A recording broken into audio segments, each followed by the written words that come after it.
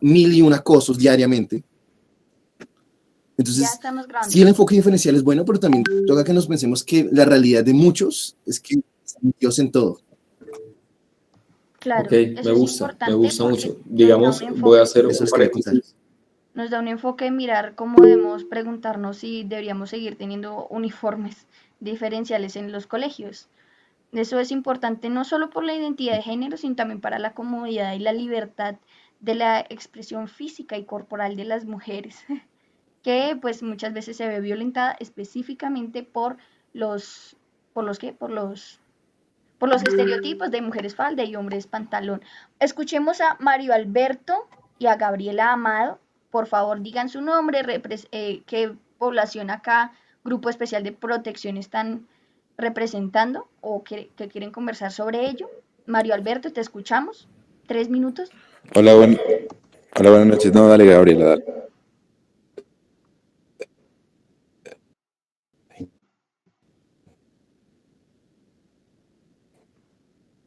Te doy la palabra. No. Muchísimas gracias. No, bueno, primero que nada, pero no me cuentan los 3 minutos, es agradecer por la invitación. Bueno, mi nombre es Socarrán Álvarez Mario Alberto, consejero local de juventud de la localidad de Usaquén, representando a las comunidades negras.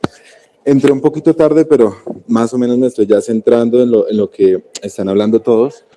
Pero hay algo, creo que aquí hay una compañera mía que es de comunidades negras, que se llama Jensi, y es algo que siempre hemos vivido con todos estos espacios, y es que siempre es el diálogo, y de enfoque diferencial en diferentes asuntos étnicos o en diferentes enfoques diferenciales, y no se llega a nada. Por lo cual, pues yo dije, no, pero ven, vamos a dar una solución o una propuesta de solución. Y acerca de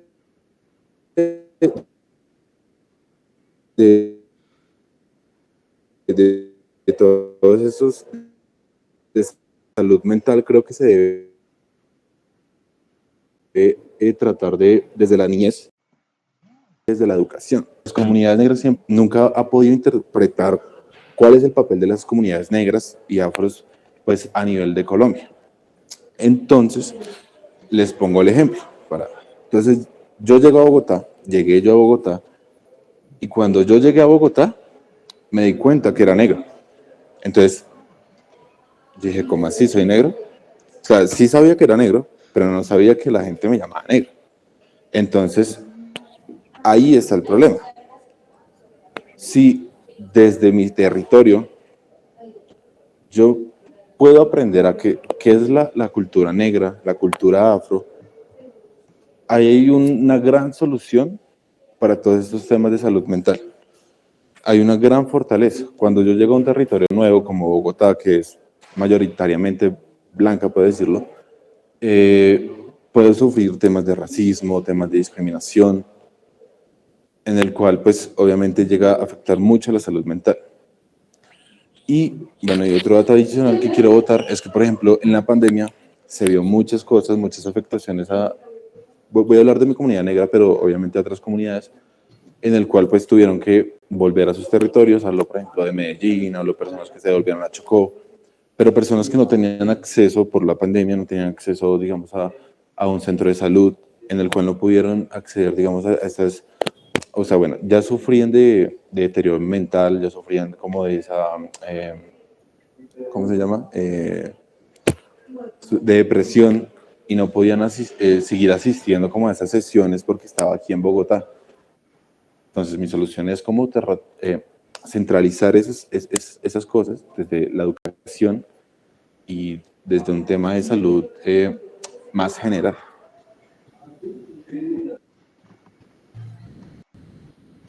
Ok, pero hay algo clave, ¿me escuchan bien, cierto? ¿Sí? Sí.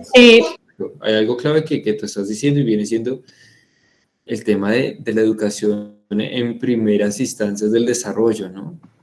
Es algo fundamental comenzar a comprender que, digamos, este tema de salud mental y el respeto por el otro también tiene que comenzar a partir desde que nosotros somos pequeños, para poder realmente replicarlo y construir esa sociedad que respete. Pero aparte de eso, también hablan en su mayoría de lo que viene siendo el factor contextual en miras a lo social. cómo la sociedad en primera instancia nos encierra bajo un arquetipo determinado y si nosotros llegásemos a quererlo romper, nos atacan. O si nosotros llegamos a cierto contexto, pues comienzan a utilizar digamos que ciertos conceptos denigrantes sin ni siquiera pensar en realmente la humanidad de la otra persona.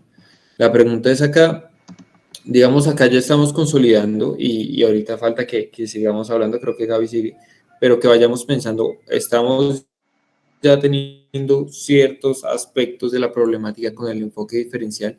Nosotros, ¿qué estrategias entonces podríamos tener para quizás subsanar esta problemática y partir con ciertos acuerdos? Ejemplo, me refiero a, yo soy un fiel creyente que tú teniendo la posibilidad de conocer al otro, pero con sus usos, con sus costumbres, con su realidad, con su propia humanidad, te brinda las herramientas necesarias para realmente mantener el respeto. Pero asimismo, yo soy de las personas que se mantiene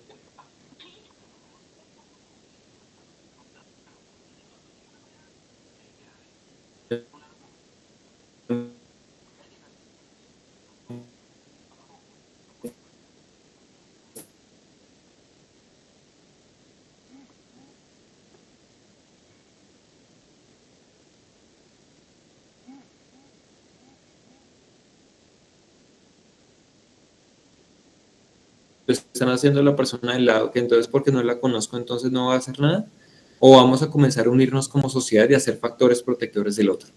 Yo creo que es parte de la clave de nosotros como jóvenes en apoderarnos de estos temas. Y es, hablamos de las problemáticas, trastornos en salud mental, pero ¿cómo vamos a hablar de la prevención del mismo? Con educación, pero asimismo como factores protectores entre nosotros mismos, sin derogar necesariamente la responsabilidad.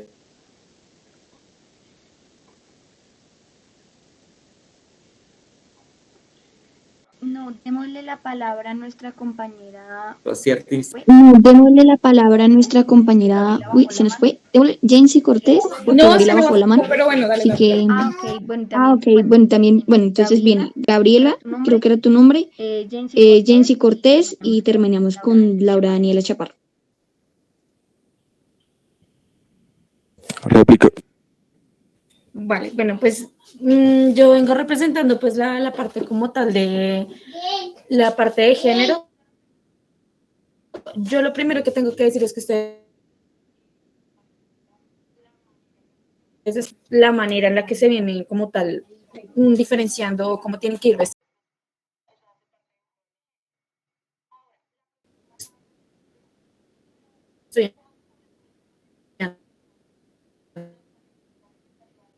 Después pues es que en ese tipo de discusiones pues no se metan pues obviamente con el derecho fundamental de la libre expresión, porque pues para mí no hay ningún problema que de pronto pues mi sobrino pues vaya en falda o mi sobrina vaya en pantalón, o sea pues eso yo creo que ya todos lo tenemos muy claro, pero pues obviamente hay que tener en cuenta que pues pese a que nosotros pues ya hemos deconstruido un poquito esa parte, pues hay muchas personas que pues obviamente no van a estar de acuerdo porque pues están sesgadas y más porque hay un argumento y la razón principal por la que se creó, por decirlo así, los uniformes es para generar, uno, una institucionalidad, una identidad y dos, pues para evitar algún tipo de discriminación, entre comillas, muy grandes, porque pues obviamente una ropa no va a quitar el machismo, el clasismo y pues el racismo y todas ese tipo de situaciones que pueden subyugar a una persona. Entonces, no sé si ustedes han pensado eso. Gracias, Bella, por tu aporte. Te invitamos a que lo des también en el Forms. Claro, es algo que creo que se ha venido, pues todos lo llevamos en la cabeza. La idea es materializarlo y llevarlo a acciones concretas. Vamos con Jency. Jency, cuéntanos.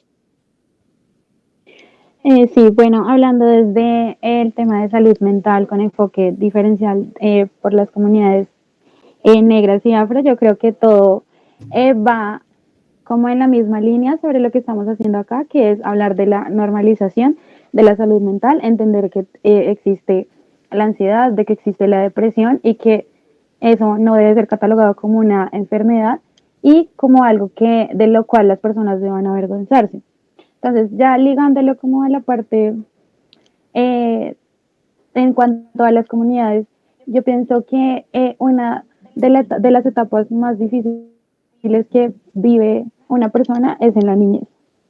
Y lo digo porque es en la niñez donde tú ves como todos esos ataques, hablando como desde el tema étnico, ataques discriminatorios. Entonces, que ya estamos en una exposición y ya el compañero pues lanzó el chiste, todos nos reímos y todos, sí, o sea, como empezar a acabar y a normalizar que el otro es distinto con sus rasgos, con su manera de pensar, es distinto a mí. Entonces, pues yo sí pienso que es importante como empezar a atacarlo desde la niñez, porque ya es mucho más difícil tú cambiarle la perspectiva o la forma de pensar a un joven que ya está en la universidad, ya tiene como sus ideales claros. Entonces sí, es importante como hacerlo desde la niñez y tener como personas especializadas en los colegios a las cuales yo pueda acudir y que entienda lo que yo estoy viviendo, ¿sí? Porque yo no puedo ir y contarle, no, mira, lo que pasa es que me está pasando eso, estoy siendo discriminado por el tema de racismo, en este caso, a una persona pues que yo estoy viviendo. Entonces es como poder yo hablar sobre lo que siento con personas que se sienten identificados con eso que también yo siento. No sé si me hago entender.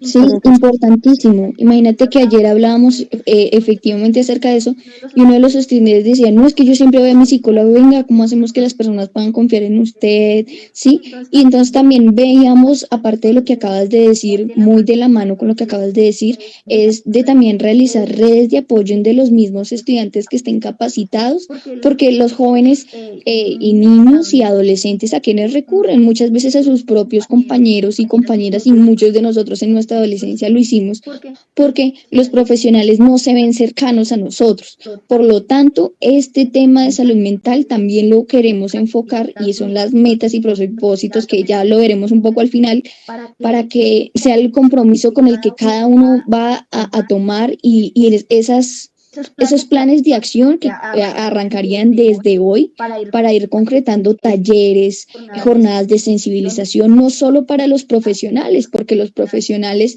si bien necesitan ser deconstruidos en sus formas y pensamientos doctrinales desde sus estudios, también es necesario que las poblaciones como los adolescentes y los compañeros pues tengan esa misma capacitación, ese mismo conocimiento, para que todos podamos ser una red de apoyo alrededor de las personas que están a punto de un suicidio, las personas que están a punto tal vez de entrar al closet, las personas que están a punto de restringir y de inhibirse como seres humanos, que es la idea que esto es lo opuesto a la salud mental. La salud mental, si bien no es estabilidad, es poder sentirnos como seres y ser respetados como seres humanos, independientemente de lo diversos que podamos ser. Yo quiero que ya, bueno, son las 8:20, escuchemos a Laura Daniela Chaparro, Andrés Drager, muy corto, porfa, a ambos, y continuamos con Miguel. Ya les dejé el link por si quieren ir poniendo sus aportes acá, también en el formulario. De una. No sé si Laura, ahí estás. Sí, gracias, muchas gracias, Lore, por invitarme. Bueno, digamos que yo perteneciendo a una comunidad cristiana, en este caso, pues perteneciendo a una iglesia cristiana y hoy representándola, bueno, uno ha podido evidenciar, sí, los problemas que por diferentes razones un joven, sí, pasa o pasó en su vida y que digamos que llega a una iglesia cristiana y llega de diferentes maneras, por diferentes razones, y como nos decía Miguel, incluso tiene que ver con la niñez, o como nos decía Mario y Jensi, yo quería también hablar acerca de eso, y es que muchos de ellos llegan sí, como con problemas, digamos que desde su niñez, por diferentes situaciones sociales que han tenido, y también quiero decir que uno, he visto las problemáticas, pero dos, también he visto la forma en la que respetuosamente se trata de esta necesidad supremamente importante dentro de la iglesia, y es la necesidad, como lo decía ahorita Lore, de la salud mental, Y no solo eso, sino también llegar, uno, a su raíz y dos, a la solución de esta necesidad que tienen los jóvenes hoy en día y que llegan acudiendo pues a eso mismo, a una solución a este lugar. Y también Miguel quería mencionar algo especial que él mencionó, y es poder comprender también la necesidad del otro, entendiendo que va a ser suplida si lo conocemos, si conocemos a esta persona, empezamos a comprender quién es y con ello pues entendemos cuál es su necesidad. Y me parece muy importante lo que decía Lore, que se puedan crear espacios donde respetuosamente se entienda quién es una persona, se entienda quién es, de dónde viene también, y respetuosamente se pueda tratar en este caso su salud mental, aún conociéndolo, comprendiéndolo y pues entendiendo cuál es su necesidad, con el fin de colaborar y ayudar para que, como se decía, pueda tener una salud mental estable. Claro, y creo que es importante ver todos esos poblaciones que pueden ser esa parte de esa red de apoyo, como es las iglesias, no solo las cristianas, también las católicas avanzan procesos de restauración para sus propios feligreses, porque muchas veces las personas o no se sienten cómodas con un psicólogo o se sienten cómodas más con sus amigos. Las iglesias también son un entorno seguro para los temas de salud mental, y hay varios procesos muy bacanos que se han venido avanzando que sería importante tener en este espacio. Démosle la palabra a nuestro compañero Andrés y terminamos y vamos con Miguel, que nos dicen que veamos las rutas de acción. Menciona Fernanda en el chat. Sí, ahorita ya vamos a ver todo esto. Y pucha, hay harto por hacer realmente. Pero si quieres, Andrés, y yo ahorita voy a acuñar algo de lo que ustedes estaban hablando ahorita. No sé si estás por ahí. Sí, hola a todos, buenas noches. Me presento rapidito, yo soy Andrés Daher. Actualmente ocupo la curul especial en representación de víctimas del conflicto armado a nivel distrital y en la localidad de Subo. Bueno, bien, aquí pues en la diapositiva no está, pero sí considero fundamental un grupo especial, la comunidad víctima del conflicto armado, y basado en un acuerdo de país que se hizo en 2016, que fueron los acuerdos de paz con las FARC. Y en estos acuerdos hay un punto, puntualmente el punto 5, que habla sobre las víctimas y cómo se van a tratar. Ellos tocan temas como de reparación psicosocial, de una reparación integral, y pues dentro de esta reparación integral está el componente psicosocial.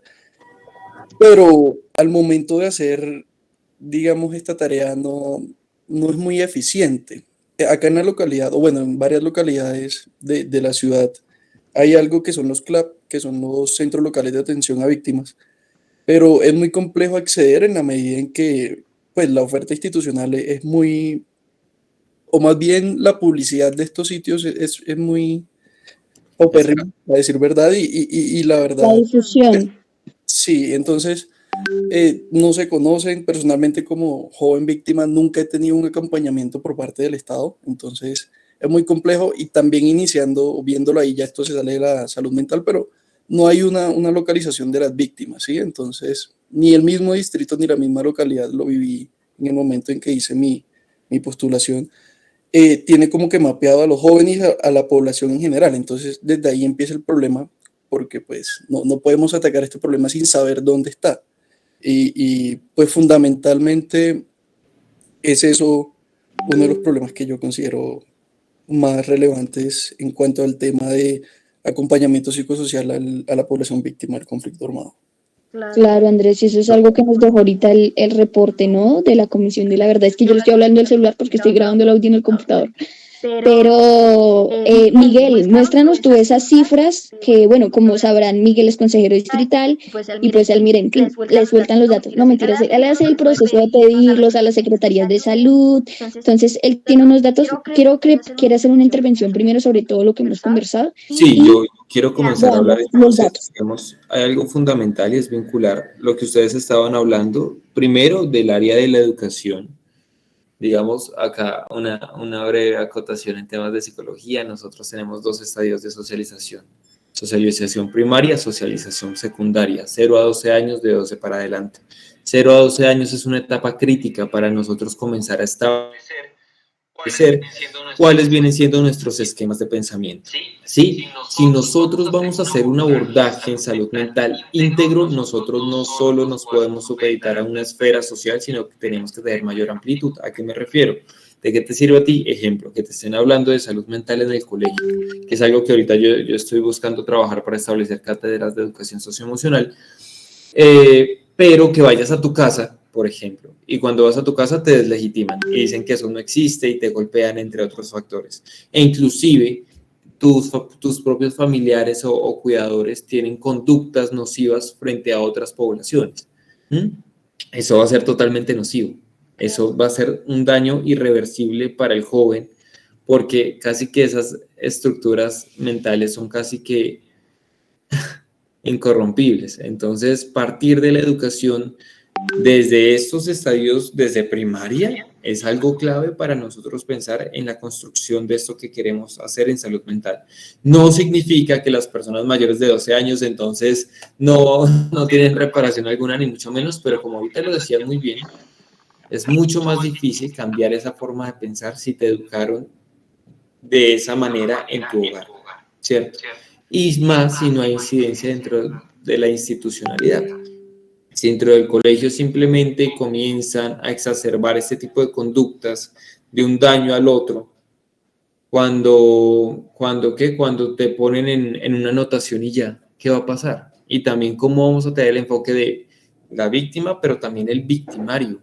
Porque hay que tener en cuenta que en muchas ocasiones, lamentablemente, bajo otro concepto psicológico, las personas que tienden a ser más incidentes en este tema de ser victimarios y afectar a otros, son las que tienen más problemas en temas de salud mental, en temas contextuales, familiares, sociales, entre otros aspectos que hacen que no puedan desenvolverse de forma adaptativa, sino que en ocasiones puedan querer hacer el mismo daño que sienten y el dolor que tienen en ese momento. Entonces tiene que ser un enfoque íntegro bajo distintos escenarios, pero se logra. Y ya les voy a decir cómo, pero se logra. Entonces, ahorita no sé si quieran que hablemos de las estadísticas, ya que estábamos hablando de estadísticas, paso la diapositiva de estadísticas y la hablamos un ratico, o quieren que sigamos con la linealidad.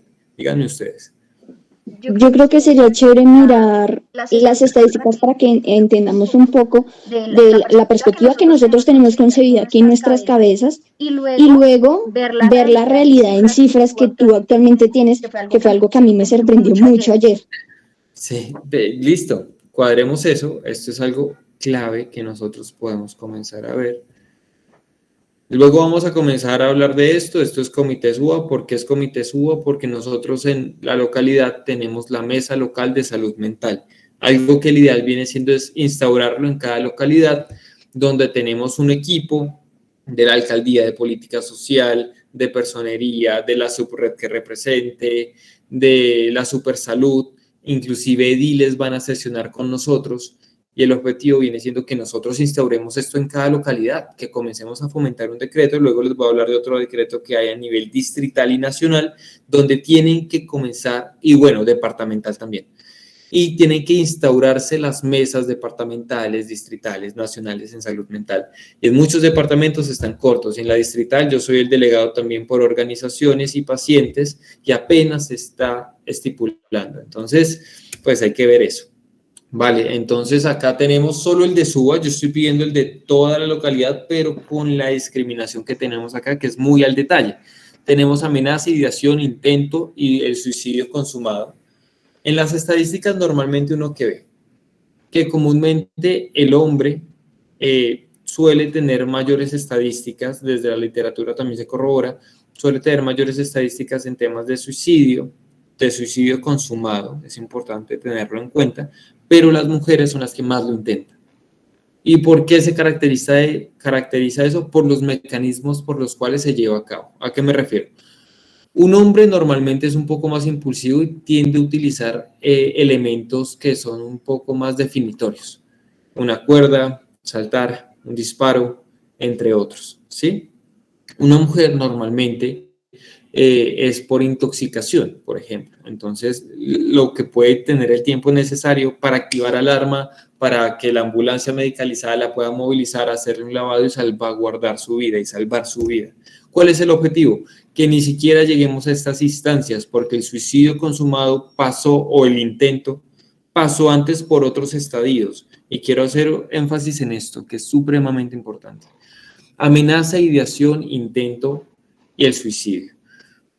Hay un factor que viene siendo un tema de ideación. Entonces, la ideación viene siendo básicamente, ejemplo, les voy a ejemplificar, que ustedes hayan conocido a una persona, o que yo les diga ahorita, yo he pensado en la muerte, ¿sabes? He pensado en la muerte.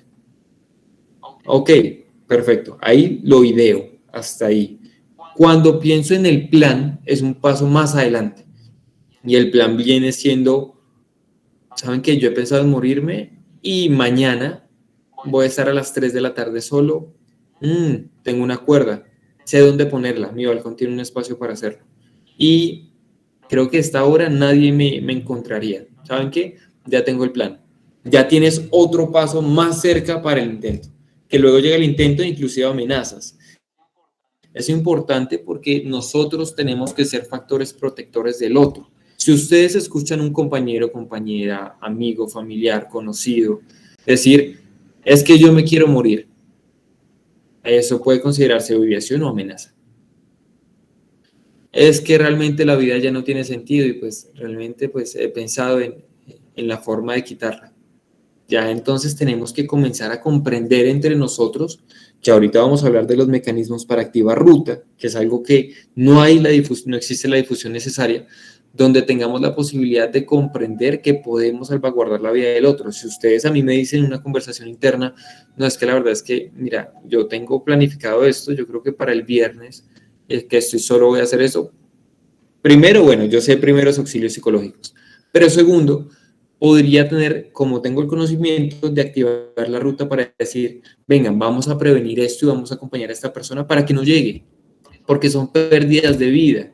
Pero lo que pasa ahorita y actualmente es que en muchas ocasiones se activa la ruta, se demoran un montón en llegar, pero aparte que se demoran un montón de llegar, los primeros intervinientes normalmente son policías y bomberos, y los policías y bomberos no están capacitados para la intervención en crisis, para ser primeros intervinientes.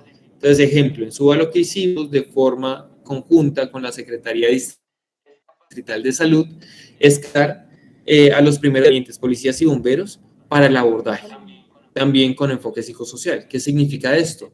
Que entonces la próxima vez que un bombero y un policía que nos decían a nosotros, mire, lo que pasa es que atendemos estos casos y no sabemos cómo abordarlos porque desconocemos cuáles son las técnicas y nos da miedo incidir para que la persona se suicide. ¿Tenemos que capacitar a nuestro personal de primeros intervinientes? Claro que sí. Pero al mismo tiempo tenemos que ser factores protectores del otro. Entonces seguimos, acá pues tenemos la división por UPZs en SUA, si se dan cuenta es del 2018-2022, es de las estadísticas más actualizadas que tenemos. Acá está el tema del enfoque diferencial, que era lo que nosotros queríamos tener en cuenta. Normalmente en temas de más alto índice de comportamiento suicida viene siendo consumidores de SPA de sustancias psicoactivas, comunidad LGTBI y mamás gestantes. Con base en este tipo de estadísticas, nosotros nos podemos poner a pensar, venga, ¿qué sectores en temas de salud mental podemos priorizar, pero sin dejar a un lado a otros? Porque esto es suicidio, pero lo que les decía en un principio, eso no significa que entonces la dignidad de vida del resto de poblaciones no esté garantizada. Andrés ahorita estaba hablando de la población víctima de conflicto armado, que claramente tienen una mayor reincidencia en TEPT, que es TEPT, trastorno de estrés postraumático. ¿Y cuántas veces tienen la atención pertinente para subsanar esto? Muy pocas veces. Que algunas deriven en un intento, tal vez, muchas no. Pero entonces eso significa que no vamos a priorizar. Claro que tenemos que priorizar, porque el sistema de salud actual en lo que se está enfocando es en tratar cuando ya la problemática existe o cuando ya la persona se ha intentado suicidar 2 o 3 veces. Deberíamos prevenirlo, ¿vale? Tenemos, bueno, el tipo de regímenes, el tema de los años, del factor escolar, que es algo fundamental que ustedes se dan cuenta en las estadísticas.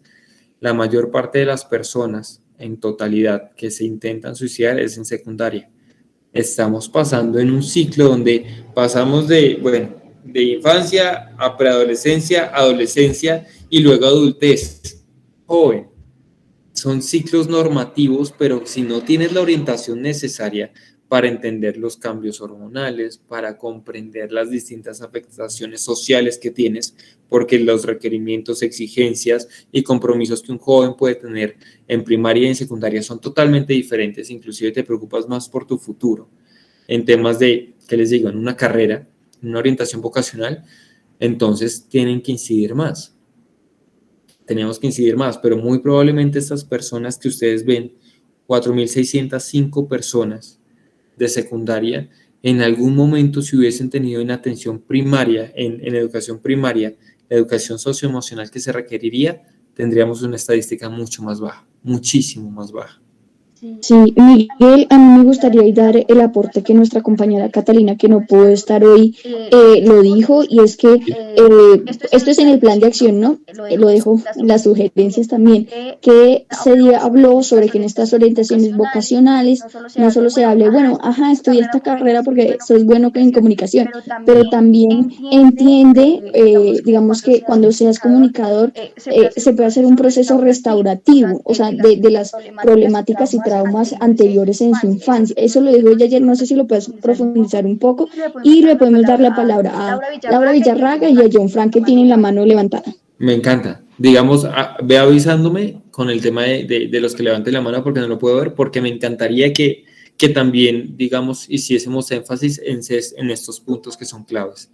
En temas de, bueno, la caracterización por ciclo vital de vida, la juventud viene siendo la que tiene mayor incidencia. En el 2021, que fue año de pandemia, miren cuántas estadísticas hubo, solo en SUA. Ahora imagínense a nivel distrital. Y eso que ustedes y yo tampoco nos podemos salvaguardar netamente en estadísticas, porque no se registran en tiempo real. Y porque en ocasiones yo he hablado con mamitas que me han dicho, mira, mi hijo se ha intentado suicidar 1 o 2 veces, y yo le he dicho, bueno, ¿y llamaste a alguien al 123? ¿Activaste ruta? ¿Qué hiciste? No hice nada. Lo abracé y esperé que no volviese a pasar. Entonces ese niño no figura en esta estadística.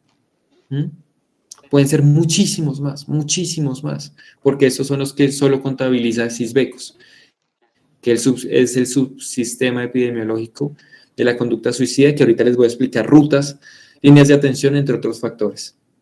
Y miren que, para dar la palabra, miren que el tema abajo, en la tabla de abajo, el tema de soltería es la que más incide en lo que yo les estaba diciendo. El área de ajuste que más afecta es el de la relación de pareja con el tema de suicidio. Y se corrobora en estadísticas. Y solo en Ciudad, ¿no? Tremendo. Vamos a darle la palabra a Laura Villarraga y luego a John Frank. Recuerden que tienen 3 minutos y continuamos con Miguel. Miguel, más que un aporte, es una pregunta. En la diapositiva anterior aparecían las siglas SPA. No sé si tú me puedas decir, creo que es en la anterior, discúlpame. Consumidor de spa. Consumidor de spa. ¿Me podrías decir ellos quiénes son? Sí, lo que estaba diciendo, consumidor de spa es consumidores de sustancias psicoactivas. ¿Sí? Entonces, digamos, consumidores de personas que consumen marihuana, que consumen cocaína, que consumen bazuco, ¿sí? Entre otras sustancias que pues realmente hay un jurgo de sustancias, unas que son más adictivas que otras, es importante. Todas las que se puedan imaginar. John Frank, cuéntanos. John Frank López, ¿estás ahí? Bueno, John Frank López no contestó, no sé si Camilo también levantó la mano. No duden en levantar la mano y en preguntar. Acá estoy. Camilo Luna. Bueno, cuéntanos, ¿qué quieres decir sobre lo que acabamos de ver? Los índices me parecen bien. SUA, ante todo, siempre ha sido una localidad que el problema mental es bastante alto. Pero bueno, yo sí conozco claramente la entidad de la Secretaría de Salud desde adentro perfectamente, porque hice una investigación de ella. Bueno, se puede decir que en las líneas de atención de la Secretaría de Salud, sea por línea 195 o la línea de emergencias, que a veces son los mismos operarios de las líneas de emergencias que los transfieren a ellos, a veces no se encuentran los psicólogos, atendiendo, o a veces son muy pocos para la cantidad de casos mentales, de suicidios, de personas que piensan en suicidarse, que son muy, muy, muy altos. Entonces, a veces, el operador de la línea de emergencias se transfiere. Son 3 intentos que él intenta, pero sale, después le dicen, no, ellos te vuelven a llamar. Hicimos el experimento en la universidad hace como unos 3 semestres sobre eso. Llamamos a la línea. Sé que no se debe hacer, pero quisimos hacer el experimento. Y da la casualidad que sí, ellos hacen los 3 intentos, ellos dicen que los psicólogos nos van a volver a llamar. Nosotros quedamos esperanzados la llamada. La llamada llegó 35 minutos después. Ay, mírate eso. Entonces imagínate, si el tiempo de respuesta solo hay 2 psicólogos contestando todos esos tres tipos de casos, porque solo les mandan 3 tipos de casos, la línea de emergencia solo les manda 3 tipos de casos mentales. Y imagínate, son muchos, para atender para atender eso, y solo son 3 psicólogos en Secretaría de Salud contestándolos, o sea, es todas las llamadas que entran. Denme un segundo, yo te voy a dar una cifra, porque pues como yo soy del distrital de la mesa distrital de salud mental, a mí me dieron eso y es peor la estadística. Dame un segundo. Bueno, mientras Miguel la trae, gracias Camilo por tu intervención. Es bueno que hagamos ese proceso de control político de la forma en la que se hacen efectivas esas rutas de acción. Si bien ahorita Miguel nos las va a enseñar, las existentes y también las estadísticas, ¿las tienes, compañero Miguel? Sí, claro que sí, denme un segundito. No sé si John Frank está por ahí para darnos su aporte. Listo, miren. Tú estabas hablando del Centro Regulador de Emergencias, que digamos el Centro Regulador de Emergencias es crucial para poder canalizar los casos en temas de riesgo suicida. Y yo pregunté, ¿y cuántos profesionales de la salud mental están atendiendo estas llamadas? Pues me comentaron que aproximadamente son unos 20 profesionales apenas, y que pese a que está la línea, no, son 8 psicólogos, perdón, son 8 psicólogos, y que son 2 psicólogos por turno. Entonces nos están diciendo, hay líneas, sí, las 24 horas, pero hay 2 psicólogos atendiendo todos los casos por turno, sí, y son 8 en total. Entonces, lo que tú decías, súper de acuerdo contigo. ¿Cómo va a ser posible? Y nosotros nos dimos cuenta, ¿cómo era posible que estemos pensando en atender una llamada y que solo 2 personas atiendan cuántos escenarios, ¿sí? Donde pueden haber 10 personas, 20 personas esperando, pero y no es culpa del psicólogo, o sea, seamos honestos. Esto inclusive podría parecer explotación laboral. Esto viene siendo un tema de inversión en capital humano especializado para que realmente haga el abordaje necesario. Ahorita nos estaban hablando, ejemplo, hay 21 nuevas ambulancias, unas medicalizadas, otras no, unas especificadas en temas de mujer, que me parece un tema supremamente interesante realmente. Pero la cuestión radica es, bueno, y si alguien, como tú muy bien lo decías, y si alguien dice, me quiero suicidar, si en 5 minutos nos llegan, pues chao, estoy acá en el puente. Uno de mis mejores amigos ya se ha intentado suicidar 3 veces, por eso también es que, aparte de mi profesión, es que me motivo para trabajar y que salvemos vidas. Y mi amigo, y no llegan. En 30 minutos la persona ya se suicidó. En 30 minutos no puedes hacer nada. Y la vida no se recupera. Entonces, ¿cómo vamos a hacer eso? Yo creo que con mucha sabiduría y poniendo presión. Pero sí, tienes toda la razón de este mundo. Toda la razón de este mundo. No sé si alguien más quiere hablar, me parecería interesante. Levanten la mano cuantas veces quieran, yo soy feliz hablando y si puedo resolver las preguntas que sean necesarias, con gusto las hacemos y si no, las resolvemos de forma conjunta. Frank la tiene levantada, no, allá nuestra amiga Dayana Cuesta. Cuéntanos, Dayana. Ya llegó Frank. Bueno, Frank ya estaba esperando harto rato. Cuéntanos, Frank. La verdad es que es eso, ¿no? Y estos son solamente casos reportados. Ahora veamos cuántos no son sectorizados respecto a que de verdad es una problemática. ¿Cuántos chicos en un sector poblacional machista que se suicidan por ser gays, pero nunca lo asumieron ni después de la muerte?